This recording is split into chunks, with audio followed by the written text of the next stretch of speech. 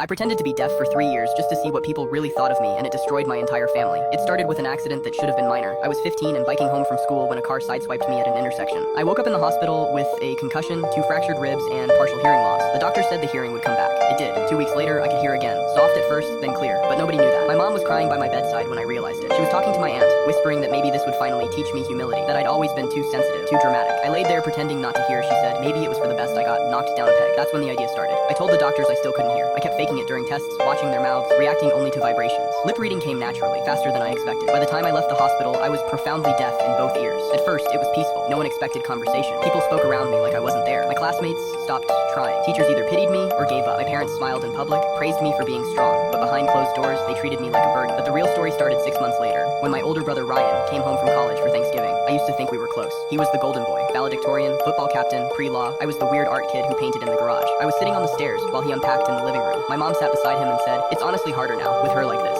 She didn't even whisper. She's moody, distant, and the school says she's not even trying anymore. Ryan nodded. She was always a bit off. Maybe it's not the hearing, maybe it's just her. That night, I cried so hard I almost blew the whole act, but I didn't. Instead, I leaned in harder, stopped reacting to doorbells, wrote notes instead of speaking, memorized how my friends' lips moved so I could track every conversation. I told people I didn't want a cochlear implant, that I was embracing deaf culture. They praised me, and they forgot I was there. My best friend, Mel, told our other friend Hannah that hanging out with me felt like babysitting now. Said it was exhausting being my translator in public. Called me an attention leech. My math teacher said in the break room he was glad I'd shut up for once. Another teacher laughed and said maybe I was faking it for sympathy. They had no idea I was just around the corner, waiting for my interpreter. But nothing compared to what I heard from my dad. It was my birthday. I was turning 16. No party, just a cake after dinner. I was sitting on the back porch when I heard him say, "I don't know if she's going to make it, Anne. She's not normal. She doesn't laugh anymore, doesn't try. Sometimes I wish." He didn't finish. Mom replied, "Maybe we send her to that residential program. You know, the one for disabled teens. Might be better for everyone." I knew what they meant. They were tired of me. So I made a plan. I started recording things. First with an old phone hidden in my jacket. Then a smartwatch I saved up for and bought used. I had hours of footage. Teachers, friends, family, all saying things they'd never say if they knew I could hear. I kept up the act through senior year. Prom came and went. No date, no invites. I pretended not to care. But I watched from the stairs as Ryan told my mom he was glad I wasn't going. Said it would have ruined the vibe. And Emma, my cousin Emma, who used to braid my hair at sleepovers, told her mom she didn't want to room with the sad deaf girl at the family reunion. I started to believe them. That maybe I was a burden. That maybe I deserved their pity. Until something changed. My art teacher, Mr. Carlton, stopped me after class one day. Wrote a note that said, "You draw like you're screaming." I smiled politely, ready to walk away. Then he leaned in and said, "But I don't think you're as silent as you pretend to be." My heart stopped. He handed me a book on body language and another on American Sign Language linguistics. If you're hiding something, make sure it's worth it. That night, I went through every recording I had. Every insult, every betrayal, every little piece of their real thoughts, and I cried. Not because they'd said those things, but because I'd let it change me. Graduation came, I walked the stage, silent, still deaf, still pretending, but I had one more act. My parents threw me a party. Small, mostly family. I sat quietly while they told everyone how proud they were, how I'd persevered. My mom even teared up giving a toast. That's when I stood up. I clinked my glass with a fork. Everyone turned. "I can hear you," I said, out loud, clearly. Aunt Joan dropped her plate.